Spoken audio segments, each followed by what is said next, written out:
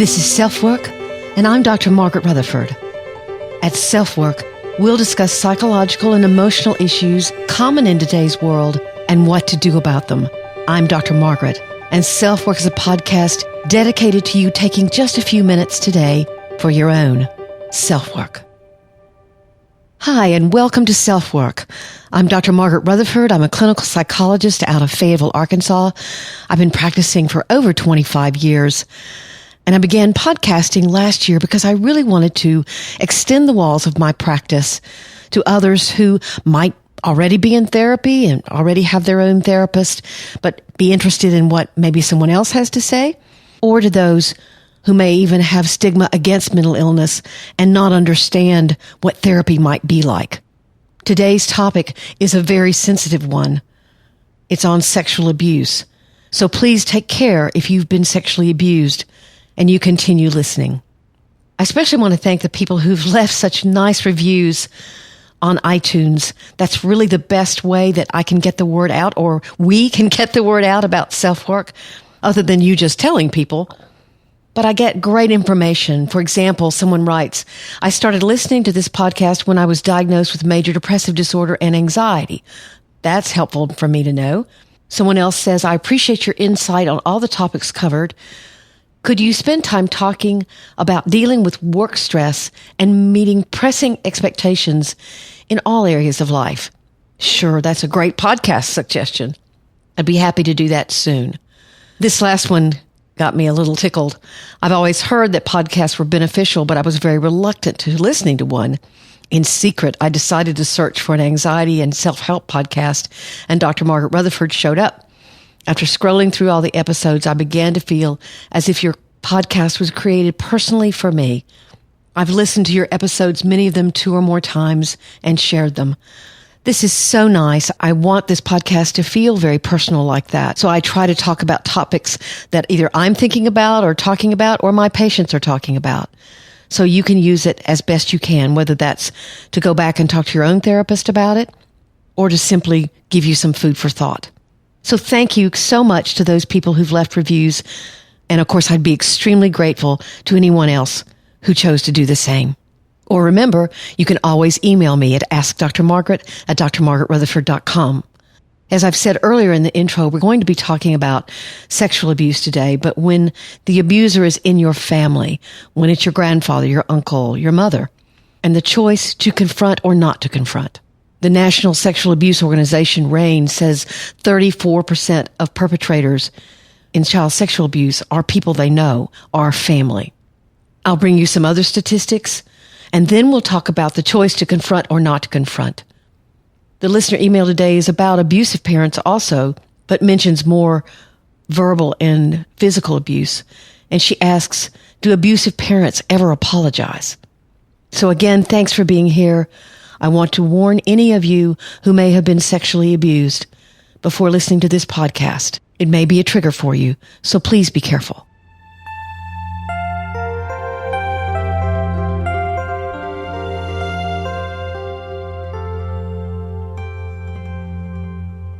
You were told as a child that adults are there to protect you. From the moment you began exploring the world, you heard, give Granddaddy a hug, go to the store with Uncle Andrew, you'll have fun. Daddy and Mommy love you. So you trust. It's not a choice, it's what life has opened to you. You're a child, and you learn, and you laugh, you cry, and you're soothed, and so you trust more. Then one day, something happens you don't understand. You know in your gut that it feels different. Maybe you are 5, maybe 10. Granddaddy touches you in a way that you've never been touched. Your body feels things it's never felt. You are told to do things that you've never done. The look in Granddaddy's eyes is not the same as normal. He tells you how special you are to him, or that he's helping you grow up. You're scared. You freeze up. You just want it to be over. You love Granddaddy. He says he loves you, but something feels very, very wrong. The next day, everything appears normal. You get up, Mom has fixed pancakes, it's time to go to school. Hey, Granddad is going to pick you up today and take you to soccer practice. Your stomach turns over. Nothing is normal for you. You eat a little bit of pancake and go to school. When Granddad does pick you up, he's jovial. He asks you about how soccer practice is going.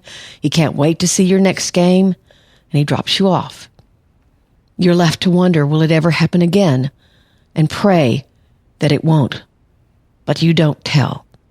After all, it's Granddaddy. Brothers, mothers, fathers, grandfathers, all can be abusers. All can be sexual abusers. It's the ultimate betrayal. Many children never tell, or they don't reveal their abuse for years. These are the kinds of things I've heard in my office. I don't get the way I feel about him. I remember what he did to me, but there are also really good memories. I loved going fishing with him. He taught me about the kind of bait to use. Why did he have to ruin everything? Or, I sit by my brother every Sunday at church, and I cry every week, remembering what he did to me. I'm so scared he could be doing the same thing to his daughters. People have no idea what I'm really crying about. And then this last story. I dread going to Christmas every year because my uncle's there, and I will see that look in his eyes, like he's remembering. I feel dirty. Guys don't talk about this stuff, so I don't know what to do. Women are afraid to tell, often fearing that they won't be believed, especially when the abuse happened within the family. Men fear more that their masculinity will be questioned, and almost all hate themselves for doing nothing. Therapy often includes finding compassion for the child that you were and remembering the powerlessness and vulnerability of children. In fact, let's talk about children and sexual assault. 15% of all sexual assault victims are children, and 1 out of every 6 American women has been the victim of an attempted or completed rape in her lifetime. It's horrifying to note that male college students are 5 times more at risk for sexual assault than non-college students between the ages of 18 and 24. And in the United States, every 98 seconds, an American is sexually assaulted. All these statistics are from the wonderful organization RAINN, and I'll have their contact information in the show notes. So what's important for anyone that's been sexually victimized to know is that sexual abuse is about power.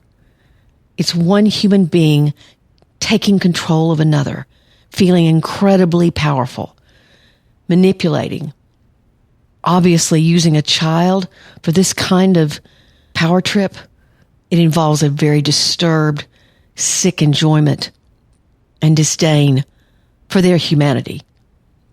So what do you do if you're an adult and you remember your abuse and you're trying to decide whether or not to confront?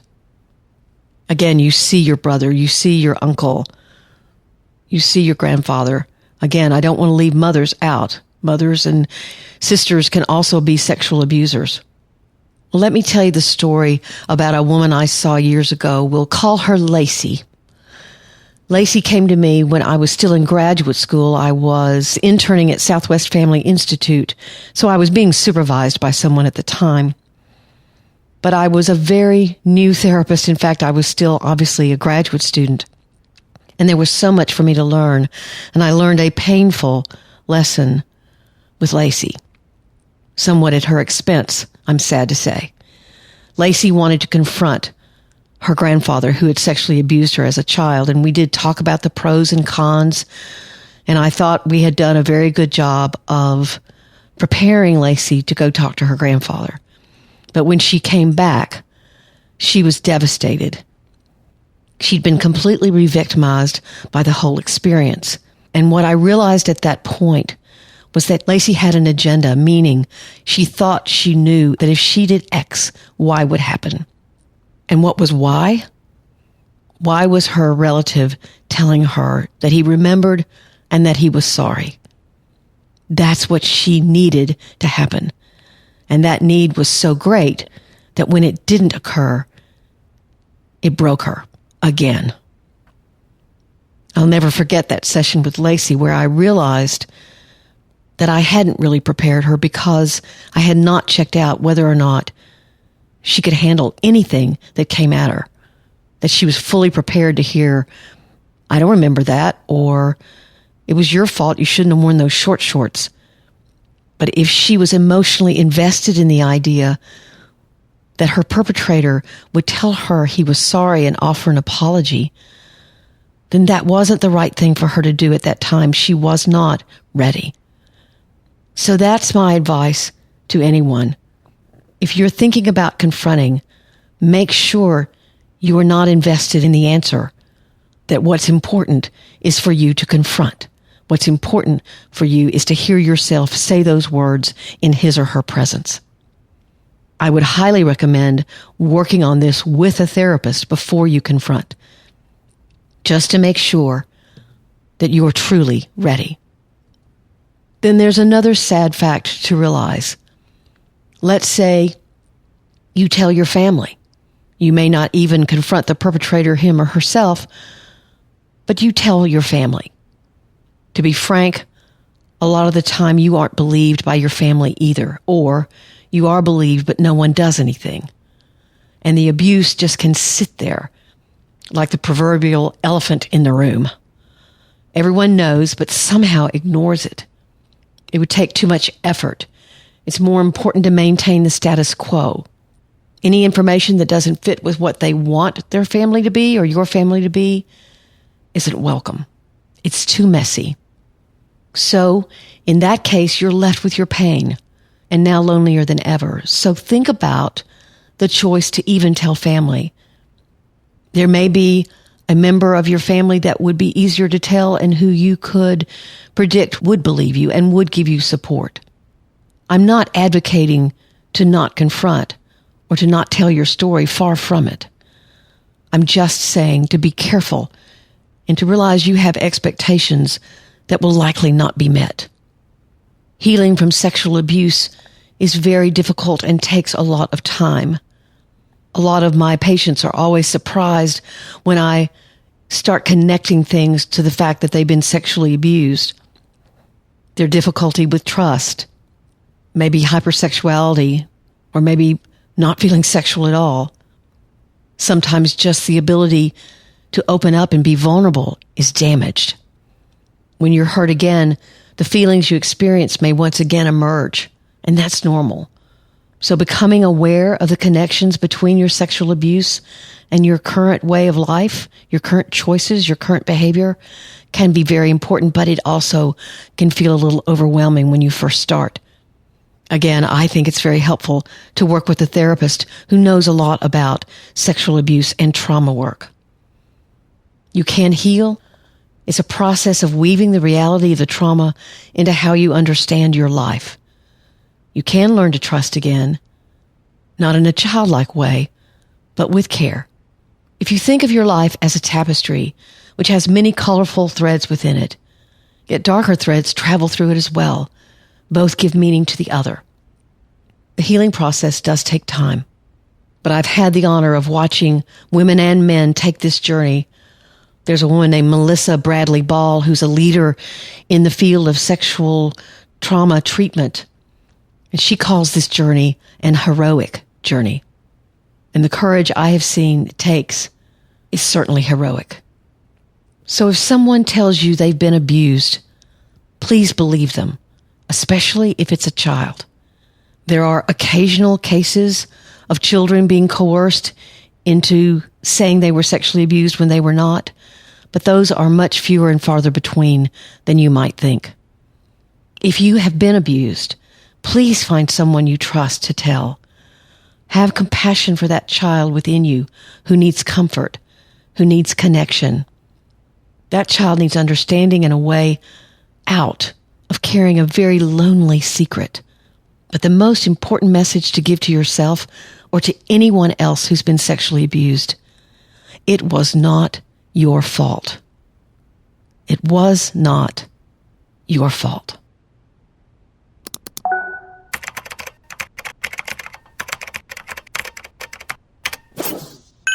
Our listener email today is from, she says, a 55-year-old survivor of childhood sexual abuse and then rape about 9 years ago. I finally had enough courage to publish my journals of years ago, but I guess I never thought that my family of origin would lash out against me. Maybe I had too high of hopes in wanting my parents to apologize for what they did once I opened up, but I was wrong. My parents live about 3 miles from me. Both my parents are elderly. I hoped that they would finally look at me and see their youngest daughter, who only wanted their approval and love, but instead, after all these years, they continue to inflict as much emotional pain on me as I would allow. Do you know if parents who are abusers actually do apologize for their actions? I'm finally just starting to step away from them, but it's hard to lose your parents when they are both still alive. That is an extremely poignant and painful statement. So here's my answer. Some parents who abuse their children do apologize, but many do not. One of the things that I find helpful is to realize that parents aren't necessarily withholding something from you, like empathy or compassion or an apology. They don't have the capability of giving it. It's not a skill they have. After all, they abused you, or they allowed abuse to occur to you. It's a little unclear from your email. You can stay hurt and angry, and of course it is to be grieved that they don't have that skill or those capacities. But in other ways, it can be very freeing. You don't expect to get it anymore. So yes, you have to grieve and give up your fantasy of what your parents could have been that they will never be. But in some ways, when that search is over, it can feel like a relief. Everyone deserves good parenting, but it often doesn't happen. And I'm obviously very sorry that happened to you, as well as more recent sexual abuse. I hope that you're getting help from someone who knows about sexual trauma, and that you're getting the help that you vastly deserve.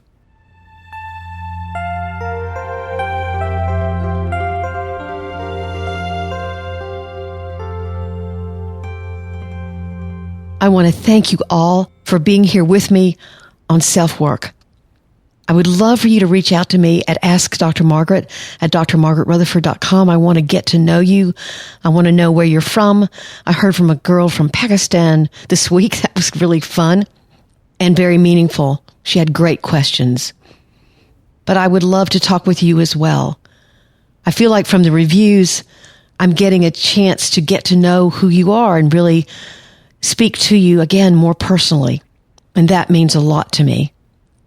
There are other ways to reach out. My website is drmargaretrutherford.com, and you can subscribe there, where you could get my weekly blog post as well as this podcast. And you get a free copy of my ebook, 7 Commandments of Good Therapy. Or you can always subscribe wherever you listen. iTunes, Stitcher, Podbean, wherever. Again, I appreciate the new ratings and reviews. My numbers are going way up, and I'm so excited about that. Please tell your friends about SelfWork. I'm going to be doing more interviews.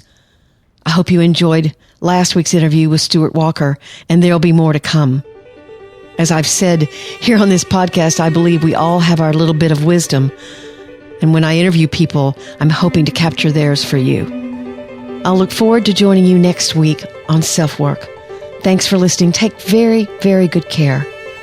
I'm Dr. Margaret, and you've been listening to SelfWork.